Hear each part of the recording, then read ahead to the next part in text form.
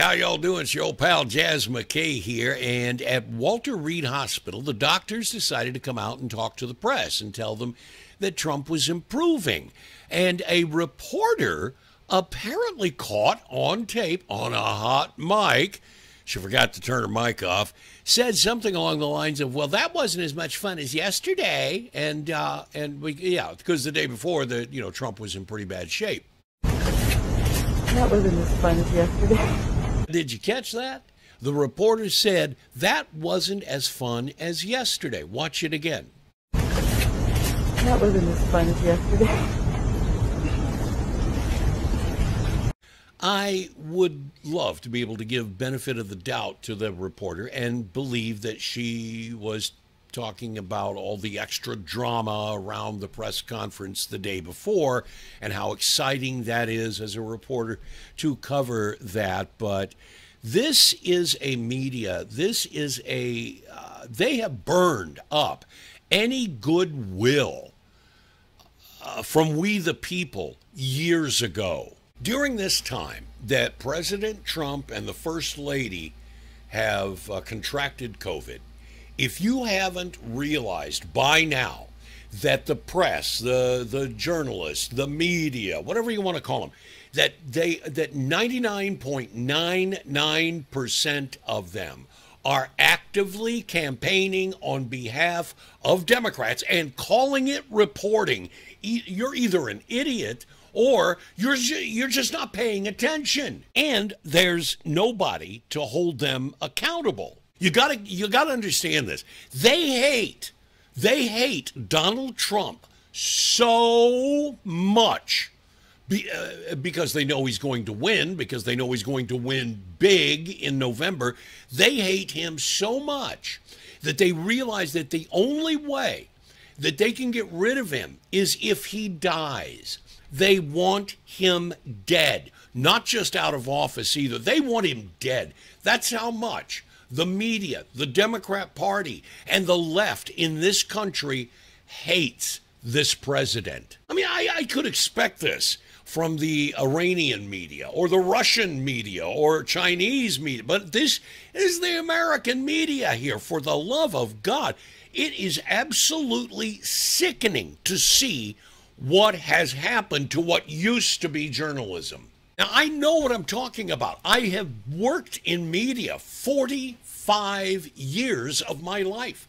I've worked in radio and television. When I got into broadcasting, when I first began my career in broadcasting in the late 1970s, I had these dreams of being a correspondent, a foreign war correspondent. I had dreams of being a news investigative news anchor or a news reporter. But I was told, I was informed by a manager of a radio station I was working for back in the early 80s that he said, you're too biased, you're too opinionated, you need to get into doing talk radio, you need to do opinion radio rather than trying to masquerade as an unbiased reporter. And he was right. And that's the direction that I took with my career. Now, you can't escape it. I mean, if you're watching CNN or MSNBC, we all know about their bias, right? So we watch Fox. We've been conditioned to believe that Fox is a fair and balanced news outfit. And at the time when they debuted many years ago, they really were. Fox News, like any other 24-hour cable news outfit, has both reporters and they have opinion hosts. The opinion hosts, you know who they are, Hannity and Laura Ingraham or Tucker Carlson, and they are most assuredly conservative and lean strongly to the right. But the reporters are supposed to be the fair and balanced ones. But it's just not that way any longer. I know watching John Roberts, he's the guy that covers the White House for Fox News Channel, and up until last week, I really had no idea what John Roberts' political affiliations or what his bias might be. But after this exchange with Kylie McEnany late last week, I think we all know where John Roberts is when it comes to his politics. I'd like to ask you for a definitive and declarative statement without ambiguity or deflection. Now, let me jump in here and interrupt. Look at the chyron at the bottom of the screen. What does it say? It says, White House discusses Amy Coney Barrett's legal record. That's what the subject or the topic was for this particular press conference. But, as you'll find out now if you haven't already seen this, John Roberts has something else on his mind. Something much more important than Donald Trump's choice to fill Ruth Bader Ginsburg's seat on the Supreme Court. John Roberts wants to know, will the president finally, after all these years, condemn white supremacy? And he wants a definitive and declarative statement, and no ambiguity or deflection. Oh, and he means it too. Go ahead. I'd like to ask you for a definitive and declarative statement without ambiguity or deflection. As the person who speaks for the president, does the president denounce white supremacism and groups that espouse it in all their forms? This has been answered yesterday by the president himself, the day before by the president himself on the debate stage. The president was asked this. He said, sure, 3 times.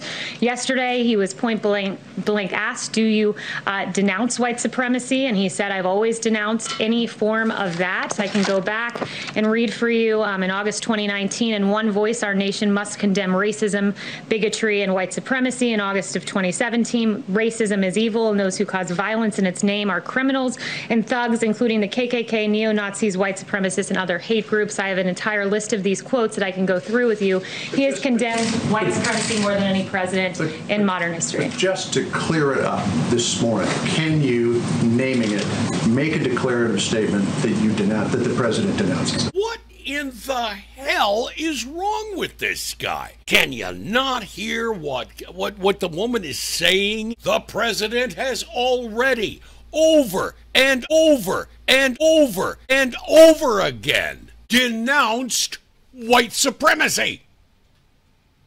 Jesus, what an idiot. The president has denounced this repeatedly.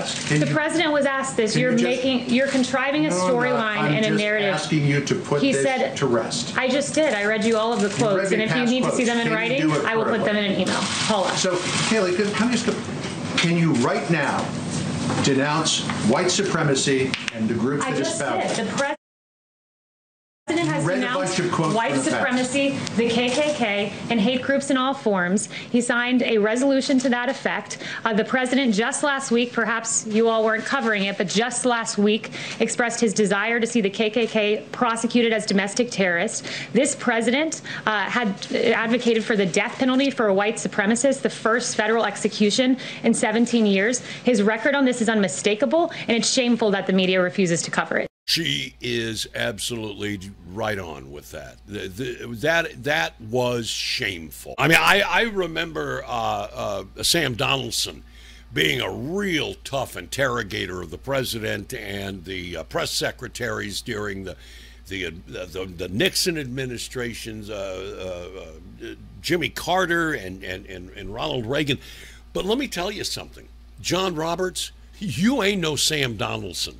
And then Twitter blew up. I mean, the tweets going out about John Roberts and what a hack he is. I mean, it was everywhere, and it got to him. It got to him. I've never seen anything like this before. Watch this. He's on with Melissa. I don't think we need to bring George Soros into this, Francis, and he absolutely has a freak out live on television over all the negative tweets that he's gotten. And for all of you on Twitter who are hammering me for asking that question, I don't care, because it's a question that needs to be asked. And clearly, the president's Republican colleagues a mile away from here are looking for an answer for it, too. So stop deflecting. Stop blaming the media. I'm tired of it. All right. John Roberts is tired of it, so we're going to let. And the look on Melissa Francis's face, she didn't know what to say. And that long pause, that says it all. I'm tired of it. All right. John John Roberts is tired of it. You know, speaking of Twitter, John Roberts might want to check his wife's Twitter account once in a while. You know, she's a reporter, too, for ABC. Take a look at the tweet she put out that same day. Her name is Kyra Phillips, and she works for ABC News, and she writes, "Just now, Donald Trump tells me he denounces white supremacists." And look, she even tagged John Roberts in this tweet. I guess he didn't get it in time to keep from making a complete fool out of himself. Oh, yeah, and speaking of even more Twitter accounts, we might want to check Jim Acosta's Twitter account from 2017. Look at this one. Yeah, Trump condemns KKK and white supremacists commenting on Charlottesville, quote, "Racism is evil." Now look at the date, August 14th, 2017. So clearly this whole white supremacy thing needs to be put to bed. Actually, it needs to be buried. I mean, this horse has been dead for a long time, and I'm getting a little sick and tired of these reporters continually beating that thing. And besides, it's really starting to stink up the place. Well, thanks for watching, and be sure to like this video, subscribe to my channel, share to your social media, and leave nasty comments below. Also, follow me on Twitch, where I do a podcast Monday through Friday at noon Pacific time. That's www.twitch.tv/The Jazz McKay Show.